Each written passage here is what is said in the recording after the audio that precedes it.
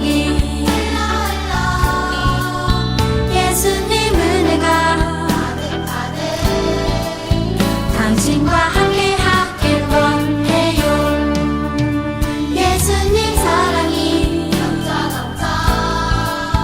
예수님 축복이 예수님 은혜가 당신과 함께 하길 원해요. 당신과 함께 하길 원해요. 당신과 함께 하길 원해요.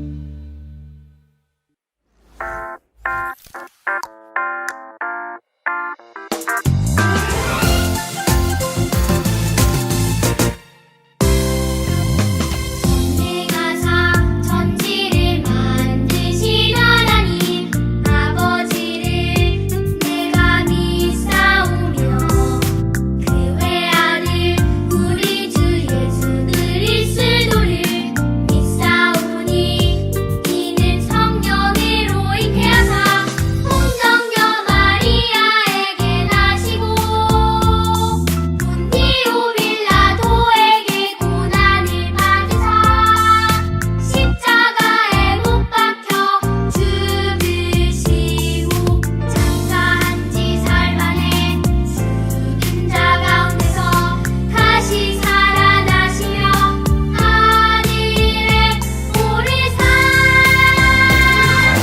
전능하신 하나님 우편에 앉아 계시다가 머리로서 산자와 죽은 자를 심판하러 오시리라. 성령을 믿사오며 거룩한 공예와 성도가 서로 교통하는 것과 죄를 사하여 주시는 것과 몸이 다시 사는 것과 영원히 사는 것을 믿사옵나이다. 아멘.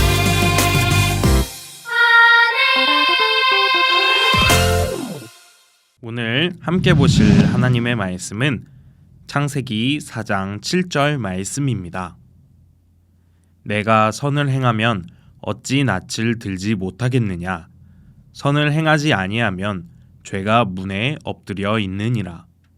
죄가 너를 원하나 너는 죄를 다스릴지니라. 아멘. 사랑하는 도안교회 아동부 여러분, 안녕! 여러분, 오늘은 전도사님이 검은 물감을 푼 비커와 하얀 휴지를 준비했어요. 만약 검은 물이 담긴 이 비커에 하얀 휴지를 담근다면 어떻게 될까요?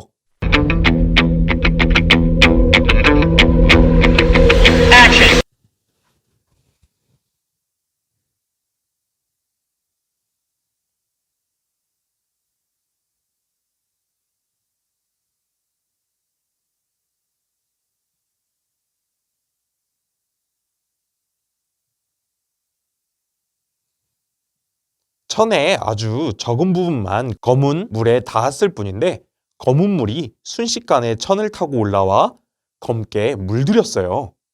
여러분, 하얀 천은 우리를, 검은 물은 죄를 의미해요. 이처럼 죄는 우리 마음에 조금만 들어와도 순식간에 우리 마음과 생각을 사로잡아요.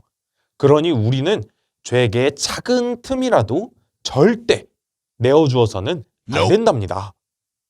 하지만 오늘 말씀에는 죄에 사로잡혀 마음과 생각을 완전히 내어준 사람이 나와요. 그 사람은 누구인지, 그리고 죄에 사로잡힌 결과는 어떻게 되었는지 말씀 속으로 함께 들어가 보아요. 하나님께서 만드신 처음 세상은 선하고 아름다운 곳이었어요. 그런데 아담과 하와는 하나님의 말씀을 의심하고 선악과를 먹었어요. 그 결과로 죄를 지은 아담과 하와는 더 이상 하나님께서 만드신 에덴 동산에서 살 수 없게 되었어요. 결국 아담과 하와는 에덴 동산에서 쫓겨났어요. 하지만 하나님께서는 그들을 여전히 사랑하셔서 두 자녀를 주셨답니다. 형의 이름은 가인, 동생의 이름은 아벨이었어요. 아담과 하와의 보살핌으로 자란 그들은 서로 다른 직업을 갖게 되었어요. 가인은 농사를 짓는 농부가 되었고 아벨은 양을 치는 목자가 되었어요. 시간이 흘러 가인과 아벨은 하나님께서 주신 것들로 하나님께 제사를 드렸어요. 가인은 곡식으로, 아벨은 자신이 키운 양의 첫 새끼와 그 기름으로 말이에요. 그런데 이상한 일이 일어났어요. 하나님께서는 아벨이 드린 제사는 받으셨지만 가인이 드린 제사는 받지 않으셨어요. 그러자 가인은 화가 나서 얼굴이 새빨개졌어요. 이 모습을 보시고 하나님께서는 가인에게 물으셨어요. 가인아, 어찌하여 내가 화를 내느냐? 어찌하여 얼굴빛이 달라졌느냐? 하나님께서 이어서 말씀하셨어요. 가인아, 왜 나쁜 마음을 가지고 있느냐? 내 안에 죄가 너를 지배하려고 한단다. 그러니 너는 그 죄를 잘 다스려야 한다. 하지만 가인은 하나님의 말씀을 따르지 않았어요. 그리고 동생 아벨을 계속 미워했어요. 그러던 어느 날 가인은 아벨을 불렀어요. 아벨, 나와 함께 들판에 나가자. 아벨은 아무 의심 없이 형을 따라 들판에 나갔어요.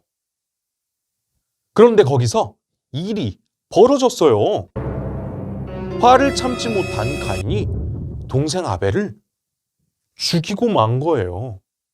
가인은 자신의 죄를 다스리지 못했어요. 이것을 아신 하나님께서는 가인에게 나타나셨어요. 가인아, 내 동생 아벨이 어디 있느냐? 하나님께서 물으셨어요. 어쩌면 하나님께서는 가인이 자신의 잘못된 행동을 고백하기를 원하셨는지도 몰라요. 그러나 뻔뻔하게도 가인은 나는 모릅니다. 내가 동생을 지키는 자입니까? 하고 또 거짓말을 했어요. 가인의 마음은 죄로 검게 물들었어요. 그러자 하나님께서 가인에게 말씀하셨어요. 가인아, 내가 무엇을 하였느냐? 내 동생의 피가 땅에서 나에게 울부짖는다.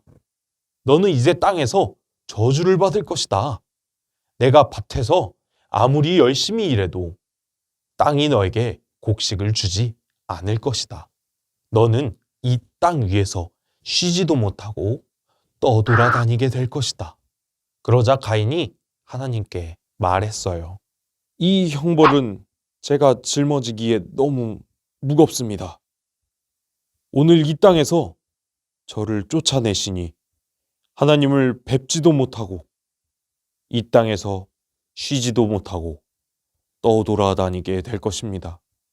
그렇게 되면 저를 만나는 사람마다 저를 죽이려고 할 것입니다. 여러분, 열심히 농사를 짓는 농부가 곡식을 거둘 수 없다면 어떻게 될까요? 또 이곳 저곳을 옮겨 다니면서 살아야 한다면 어떻게 될까요? 가인의 말처럼 너무 힘들 거예요. 가인의 말을 들으신 하나님께서는 가인을 죽이는 자가 7배나 벌을 받을 거라고 말씀하시며 가인에게 어떤 표를 주셔서 사람들이 가인을 죽이지 못하게 하셨어요. 죄를 지은 가인은 비록 살던 곳에서 쫓겨나게 되었지만 하나님께서는 여전히 가인을 돌보신 거예요. 여러분, 가인을 유혹한 죄는 지금도 우리 가까이에 있어요. 우리가 하나님의 뜻에 따르지 못하도록 유혹한답니다. 친구를 미워하는 것쯤이야 괜찮다고 작은 거짓말 정도는 해도 상관없다며 우리의 마음을 흔들어요. 과연 그럴까요? 전도사님이 처음에 보여준 실험을 떠올려 보세요. 검은 물에 닿자마자 순식간에 물든 하얀 휴지처럼 죄도 순식간에 우리 마음을 사로잡아요. 죄는 이 정도는 괜찮아. 한 번이면 어때? 아무도 몰라. 라는 생각을 놓치지 않고 파고들어요. 그리고 결국 우리가 하나님과 멀어지게 만들어요. 그렇기에 하나님께서는 우리가 죄를 다스리고 죄를 짓지 않기를 원하세요. 죄를 다스리려면 어떻게 해야 할까요? 살아가다 보면 유혹에 넘어갈 상황이 매 순간 우리에게 주어져요.